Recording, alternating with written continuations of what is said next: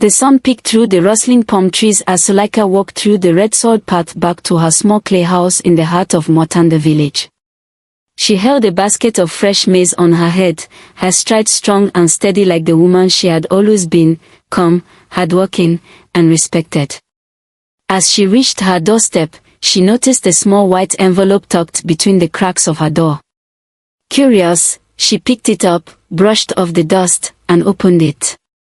Her eyes scanned the fancy lettering. You are warmly invited to the wedding ceremony of Lami Dogo and HM, this coming Saturday at the Central Village grounds. Zuleika blinked. HM, she whispered aloud. Her heart gave a quick flutter. Her husband's name was Hamza. She stood still for a moment.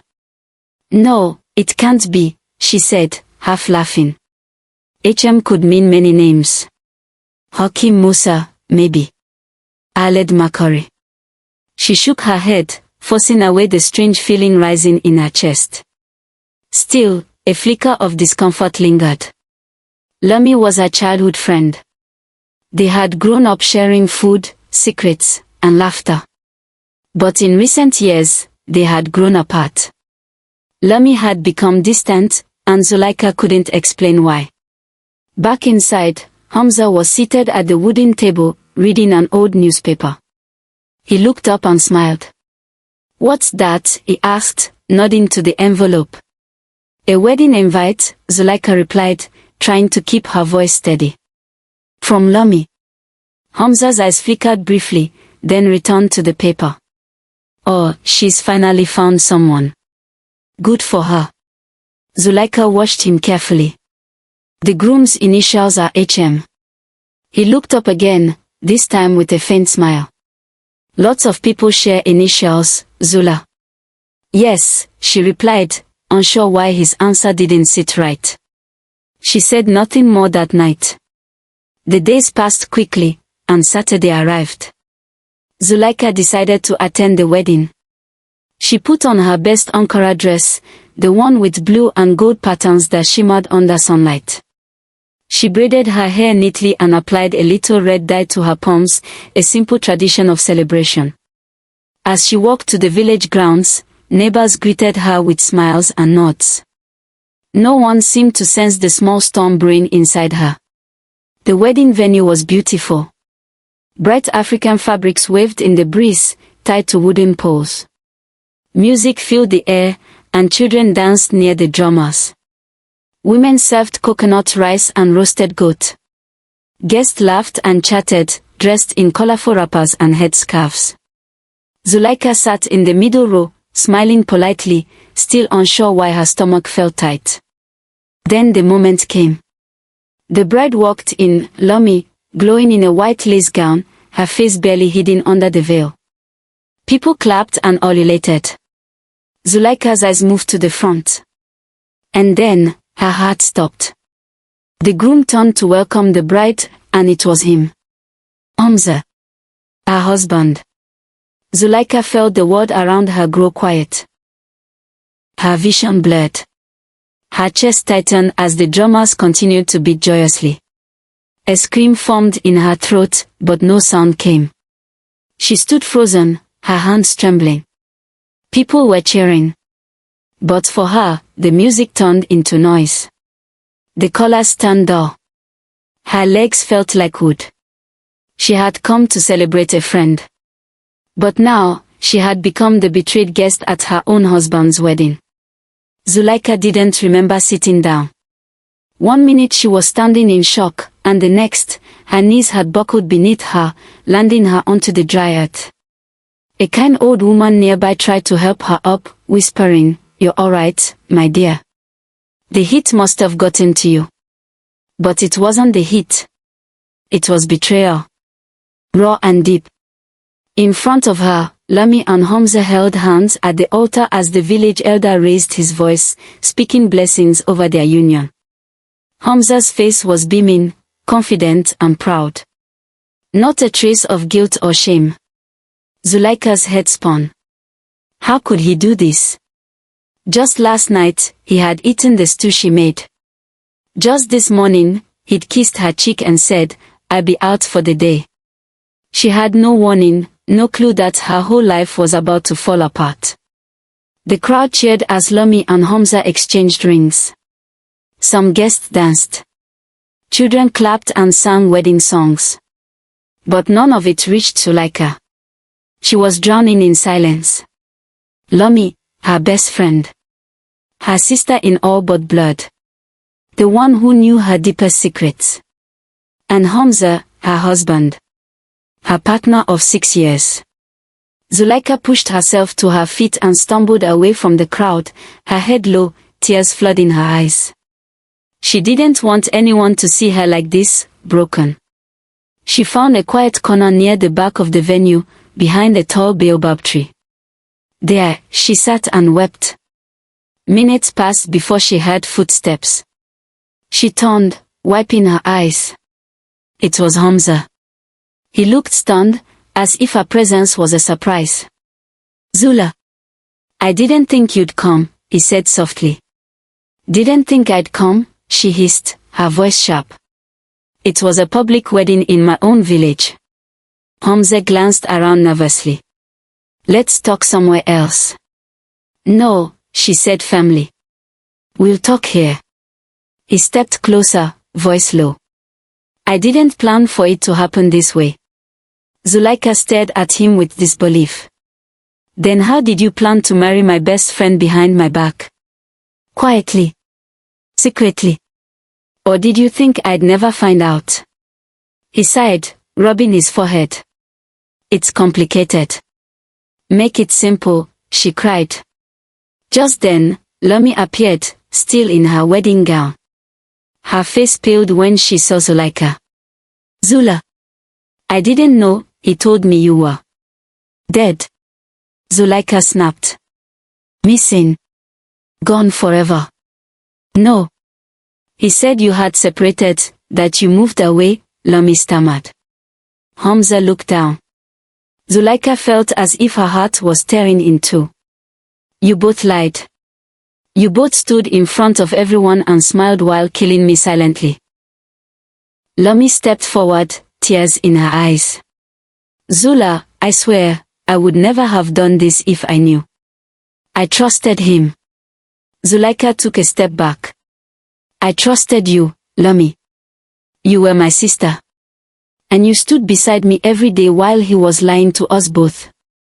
Silence hung in the air. Guests started to notice the quiet confrontation happening near the tree. My mouth spread. Curious eyes turned toward them. Zuleika didn't care anymore. She looked at both of them, her voice calm now, yet cold.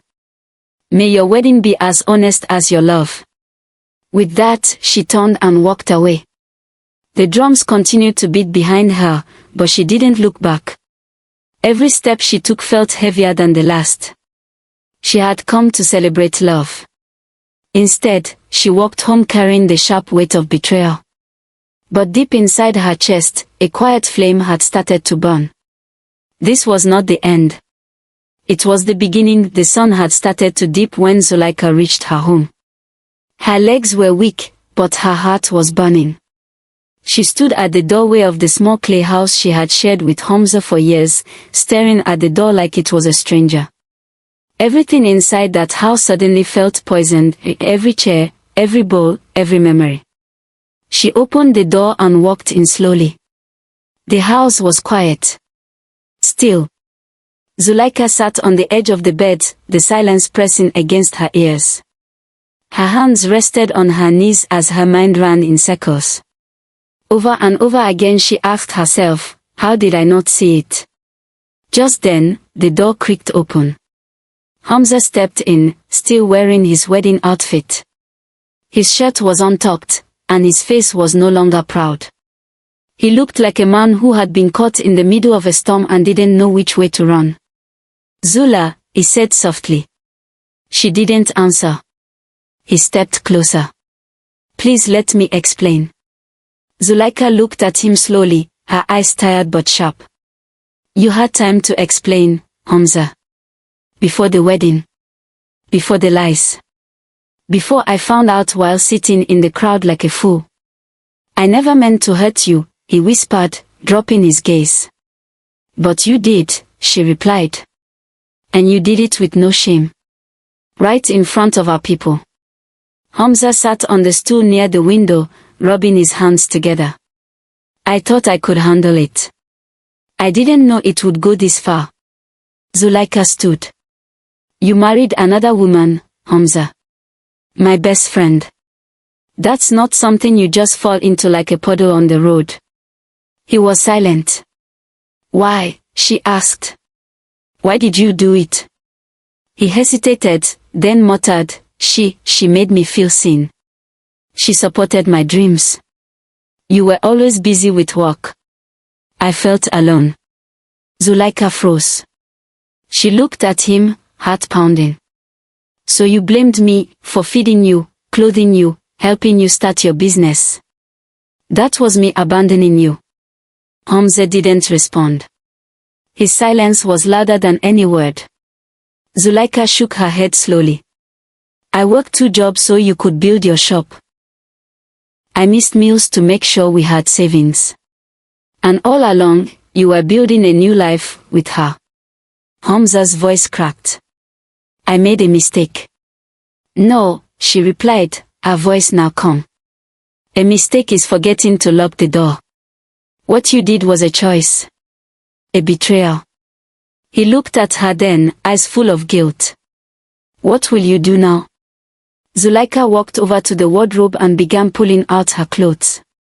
I'm leaving. Tonight. His eyes widened. Where will you go? To someone who still understands what loyalty means, my mother. She packed her things quickly. A few dresses. A small box of money. Her journal. She didn't need much. Just peace. As she tied her bag shut, Hamza stood up. Zula, please, don't go like this. We can fix this. She stopped at the doorway, turning back just once. You already fixed it, she said. With vows, with rings, and with lies. Enjoy your new life, Hamza. Just don't look for me when it falls apart. And with that, Zuleika walked out. The stars above the village began to blink in the sky, and the night wind brushed against her face. She didn't know what waited ahead. But she knew one thing, she would no longer be a shadow in someone else's story. She would write her own. The night air was cool as Zuleika walked along the narrow footpath that led to her mother's village. Her footsteps were slow but steady, guided by the soft glow of the moon. The weight of her bag wasn't much, but the weight in her heart felt like a mountain. She passed quiet farms, sleeping goats, and flickering lanterns outside mud homes. The world was still, but inside her, a storm raged. After 3 hours of walking, her mother's compound appeared on the horizon. It was small but warm, surrounded by flowering bushes and a low wooden fence. Smoke curled from the kitchen hut where firewood still burned, and the scent of boiled yam filled the air. Zuleika hesitated at the gate. She hadn't told her mother anything yet. Her fingers trembled as she lifted the latch. A voice called from inside the main hut. Who is there? It's me, Mama, Zuleika replied. The door opened quickly. Her mother, Mama Nyasha, stood there in her wrapper and scarf, holding a wooden spoon in one hand. Her eyes widened in surprise, then softened with concern. My child, she whispered. What happened? Why are you here at this hour? Zuleika couldn't speak. She dropped her bag at the door and rushed into her mother's arms. She cried like a child again. The kind of cry that has no words, only pain. Mama Nyasha held her tight. Come inside. Tell me everything. The following morning, they sat beneath the mango tree in the compound. The sun filtered gently through the leaves. Birds chirped. Life moved slowly here, unlike the chaos Zuleika had left behind. Zuleika sipped from a clay cup of warm millet porridge. Her face was tired, but her soul felt a little calmer in her mother's presence. I went to Lami's wedding, she began softly.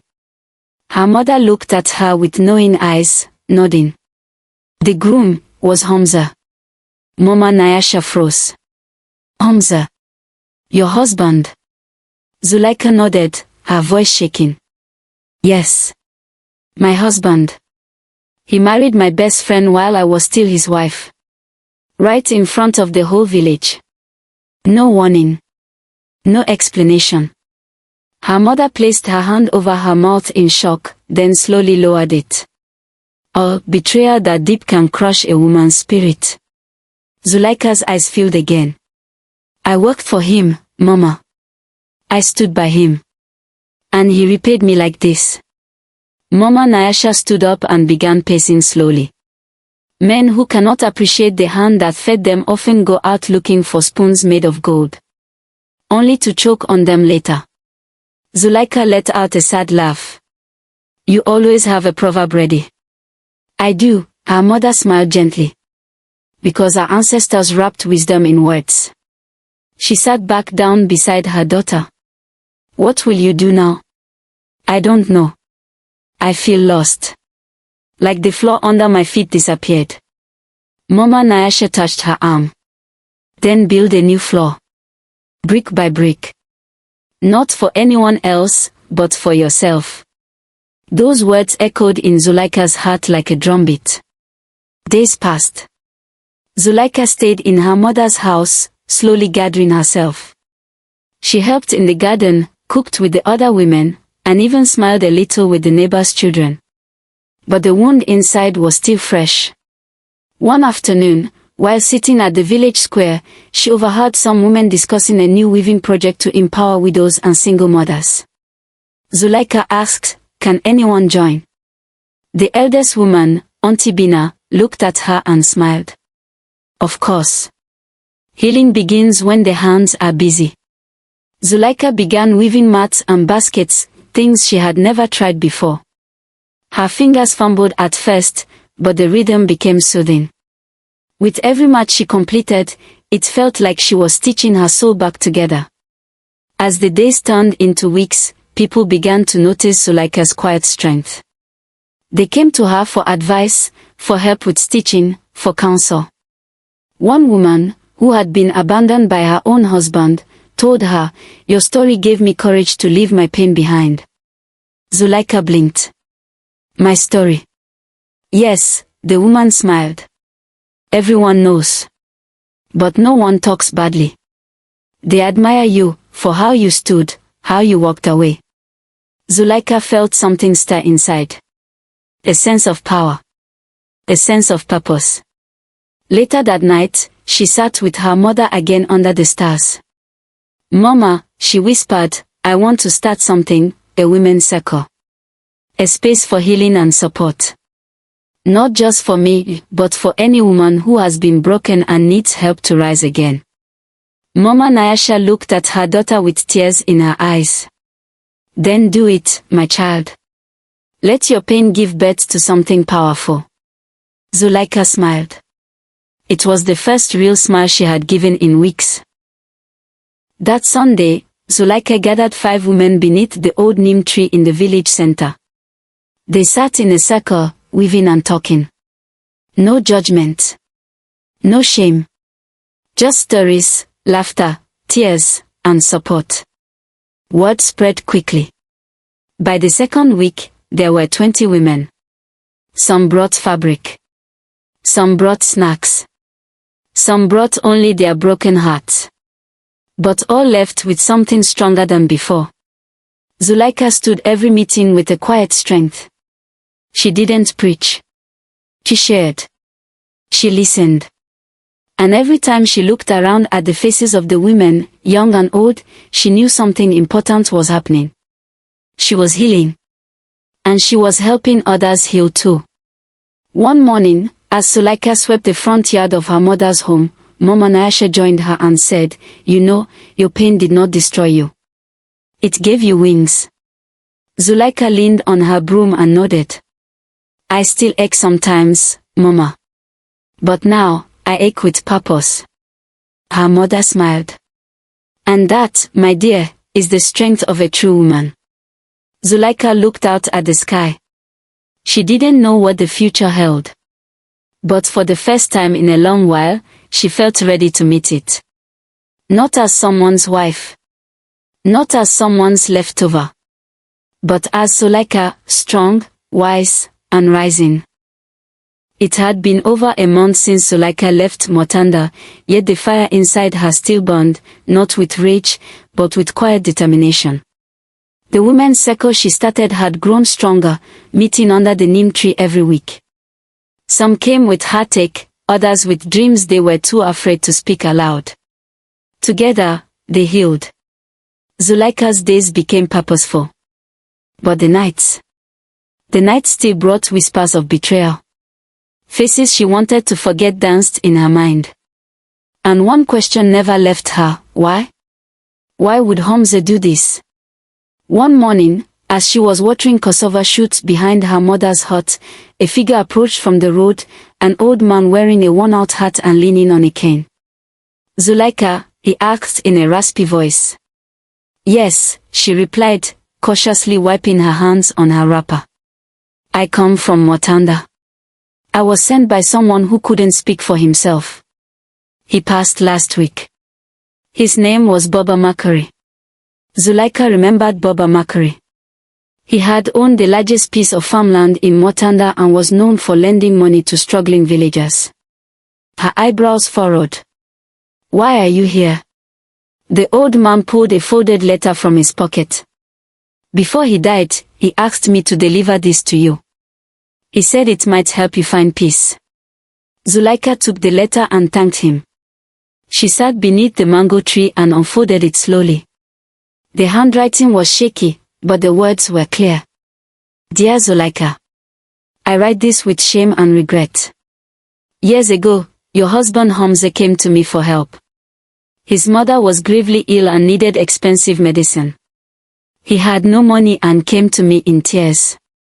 I agreed to help, but at a cost. I told him that if he ever failed to repay me, I would claim his land.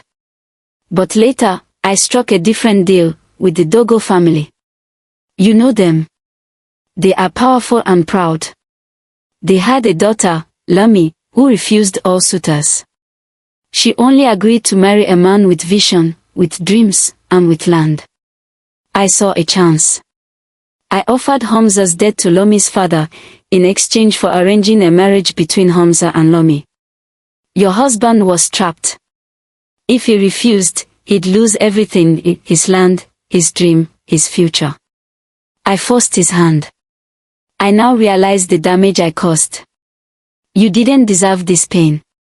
Hamza may not have chosen wisely, but I must take responsibility for creating the storm. Forgive an old man who finally saw his own cruelty too late. Baba Makari." Zuleika read the letter again. Then again. Her hands trembled. So it had not been just betrayal, it had been manipulation, coercion, and desperation. But the choice to hide the truth, to marry another in secret, to silence her with lies, that had still been Hamza's. She sat silently, the morning sun warming her skin. Her mother came out and saw the letter in her lap. "What is it?" Mama Nyasha asked. Zuleika handed it to her. She read it slowly, sighing deeply when she finished. "My child," her mother said, "some truths do not change the past, but they help us understand it." Zuleika nodded. "I need to speak with him. One last time." Her mother hesitated. "Are you sure?" "Yes," Zuleika whispered. "I need to face the truth with him." 2 days later, Zuleika arrived in Motanda. The village was just as she had left it: dusty roads, playful goats, and curious eyes peeking through windows. News of her return spread quickly, but she ignored the whispers. She walked straight to Hamza's shop. The sight of the wooden sign above the doorway, "Bill Goods and Grains," filled her with memories. She had painted those letters herself. Hamza was inside, arranging sacks of rice. When he looked up and saw her, he froze. "Zuleika," he said, barely above a whisper. She stepped in and handed him the letter. He read it in silence, his hands shaking by the end. I never wanted you to find out this way, he said finally. But I also didn't have the courage to tell you myself. Why not? Zuleika asked. You had many chances. Hamza sighed. Because I was ashamed. Because I felt like a coward. And because, somewhere deep down, I hoped I could live both lives and no one would get hurt. But people did get hurt, Hamza. I got hurt. You didn't just break vows, you broke trust. He looked up at her, eyes full of sorrow. I know. I deserve your anger. Zuleika's voice was steady. You don't deserve anything from me. But you do owe me the truth. He nodded. It's all in that letter. Baba Makori controlled everything. I tried to delay it, but when he threatened to take the land, I gave in. I thought I could explain later. But time passed, and fear held me back. Zuleika took a deep breath. You should have told me. I may have understood. Or I may not have. But at least I would have known. I was weak, Hamza admitted. And I've lost everything because of it. She looked at him, really looked at him. He was thinner now. Tired. And yet, none of it stirred the old love in her heart. It was gone. I'm not here to fix the past, she said. I came to close the door, Hamza. Not slam it, but gently, for good. He looked down, defeated. I understand. She turned to leave, but paused at the door. Lami, does she know? Hamza nodded. She found out last week. She hasn't spoken to me since. Zuleika gave a sad smile. Truth has its own timing. Then she walked away. That night, Zuleika sat by the village stream before returning to her mother's home. She dipped her feet into the cool water and stared at the stars. Her reflection shimmered in the stream, stronger, wiser, free. She had the truth now. And with that truth, she no longer carried the weight of wandering. She had chosen herself. And tomorrow, she would walk back into her new life, not as a woman abandoned, but as one who had reclaimed her voice. The road back to her mother's village felt different now. Zuleika walked with a lighter heart, but her thoughts remained full. She had the truth. She had confronted the man who betrayed her. And now, the final note remained, Lami. Though Hamza was the one who made the vows, Lami was not innocent. She had been more than a friend, she had been a sister. And that made the betrayal even deeper. Zuleika knew she couldn't fully move forward without facing Lami one last time. 2 days later, she returned to Motanda. She didn't tell anyone she was coming. She went straight to the Dogo compound, where Lami lived. The gate was open. The flowers still bloomed along the fence. Everything looked just as it had before, but Zuleika was no longer the same woman. She knocked firmly. A housemaid opened the door, startled. Madam Zuleika. I'm here to see Lami. Please tell her Zuleika is waiting outside. The maid hesitated, then nodded and disappeared inside. Moments later, Lami stepped into the yard. She looked thinner, her hair wrapped in a dull scarf, her eyes tired. There was no joy in her walk, no sparkle in her presence. She paused when she saw Zuleika and swallowed hard. Zula, she said softly. Zuleika raised her hand, stopping her.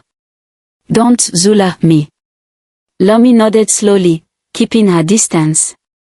I read Baba Makori's letter, Zuleika said. I know the truth now.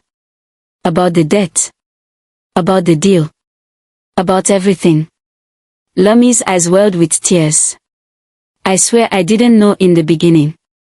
Hamza told me you two were over. That you'd left him.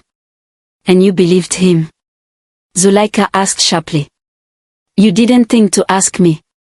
Your best friend. Lami's lips trembled. I was blind. I was desperate. Zuleika's voice cracked but remained steady. I would have done anything for you. I trusted you with my life. I shared my heart with you. And you shared my husband with yourself. I regret it, Lami whispered. Every day. The wedding meant nothing in the end. Hamza and I barely speak. I see it now, it wasn't love. It was need. It was escape. Escape from what? Zuleika asked. From my father's pressure. From being called a disappointment.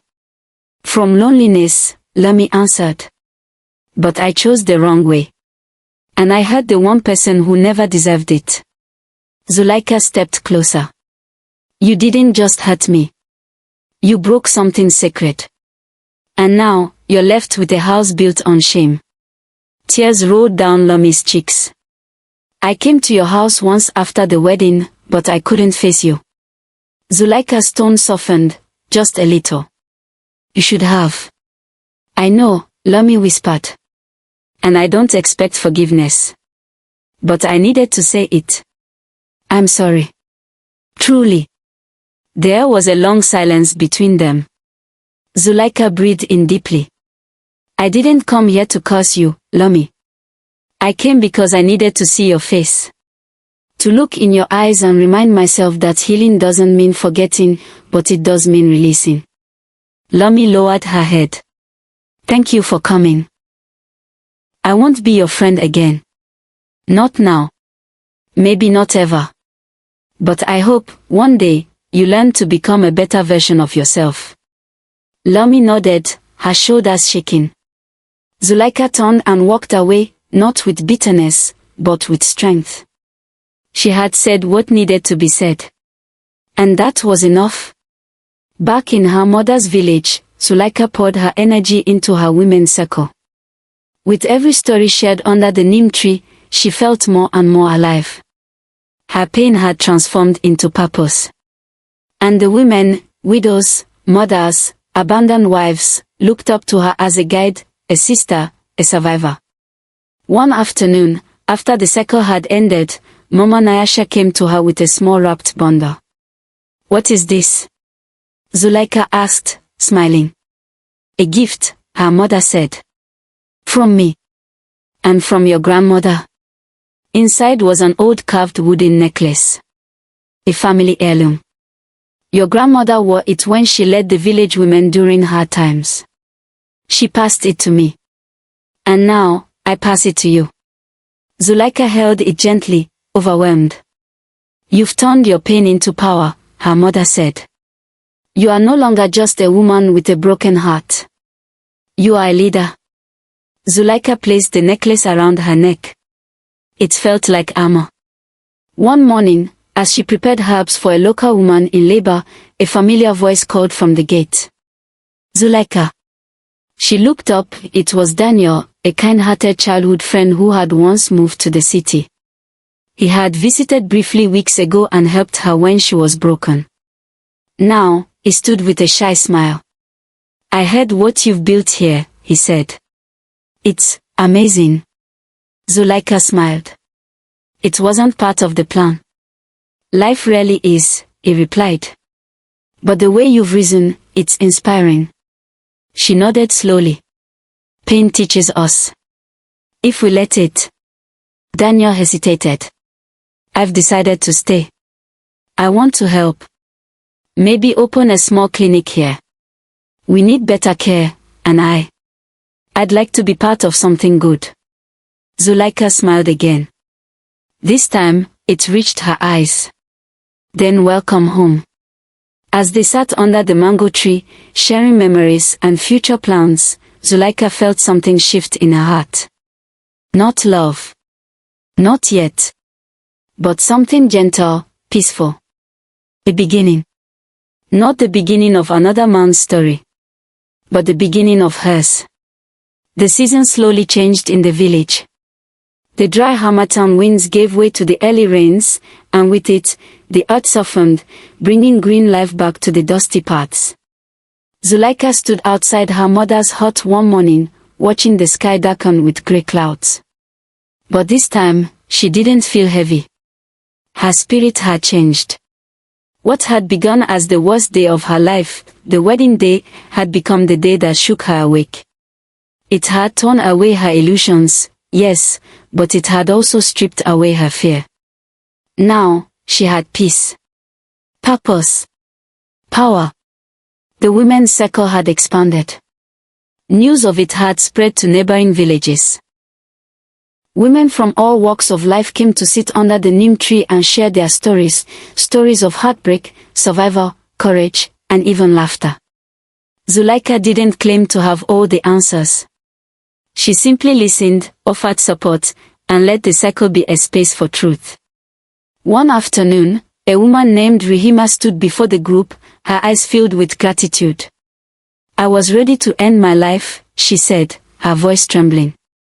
"My husband abandoned me with 3 children. I had no money, no voice. But then I heard of this circle. I came here, and I found sisters. I found myself." The women clapped softly, some with tears in their eyes. Zuleika smiled and reached for her hand. "This is why we're here," she said. "To remind each other that we are not alone. That even in betrayal, there is life. Even in ashes, there is light." Later that evening, Daniel joined her as she swept the compound. "You're becoming a legend," he teased. Zuleika laughed. "A legend with sore feet. You know," he said more seriously, "people are talking about turning this circle into something bigger. A women's cooperative. With skills training. Even funding from the district." Zuleika paused. "I never imagined all this. I only wanted to survive." "And now," Daniel said, "you're helping others live." He looked at her thoughtfully. "What about you, Zuleika? What do you want next?" She thought for a moment. "I want to keep building. Not just for others, but for me too." He nodded. "Good." There was a moment of quiet between them. Then Zuleika spoke again, voice soft. "I don't know if I'll ever trust love again." Daniel didn't push.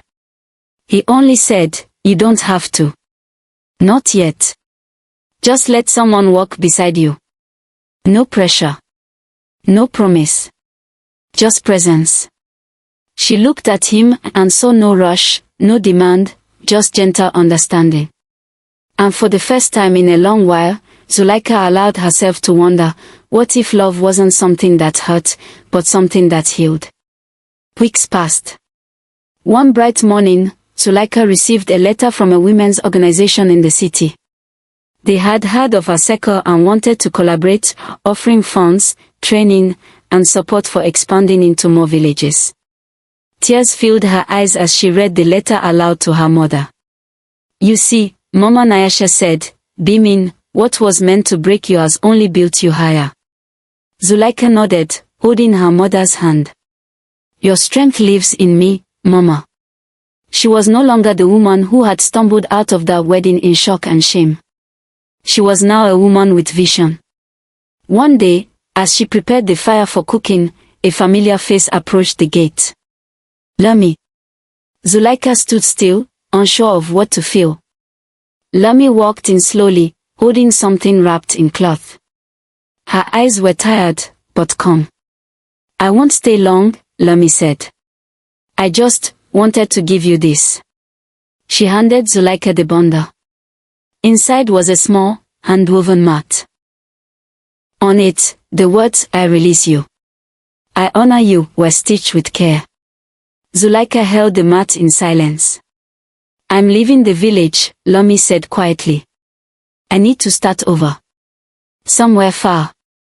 I don't deserve your forgiveness. But I wanted to say, thank you. For facing me. For not destroying me when you had the chance." Zuleika looked into her eyes. "We both lost something that day. But we also found something. I found myself. I hope you do too." Lami gave a slow nod and turned away. As she disappeared down the path, Zuleika felt a chapter quietly close. No anger. No revenge. Just release. The following month, the women's sector officially became the Baobab Sisters Cooperative. They registered with the council, received their first grant, and opened a small center for training and healing. Women learned to sew, weave, and manage small businesses. Some began selling their crafts in the market. Others found new confidence and stood up to those who once silenced them. At the first celebration ceremony, Zuleika stood at the front, wearing the same necklace her grandmother once wore. She looked out at the crowd, not just women now, but elders, children, and even men who supported their cause. She raised her hands and spoke. When I first came here, I had nothing but heartbreak. But now, I stand before you with a full heart and open hands. Let this place be proof that even when the world tries to break you, you can rise. Applause echoed through the trees. The drums began to beat. And the village danced. Among the crowd, Daniel stood clapping, smiling proudly. Zuleika caught his gaze and smiled back. Not as a woman waiting to be loved, but as a woman who had already learned to love herself. Epilogue. Years later, under the same neem tree, young girls sat around Zuleika, now known across the region as Mama Zula. They listened with wide eyes as she told them her story, not to make them fear love, but to help them recognize strength. And what happened to the man who betrayed you? One girl asked. Zuleika smiled gently. He lives far away now. And I wish him peace. The girl frowned. You forgave him. I forgave myself for trusting him, Zuleika said. And that was the most powerful thing I ever did. The girls clapped, and the wind blew softly through the trees. Zuleika leaned back, eyes closed, feeling the sun on her face. She had been broken once. But she rose higher than ever before.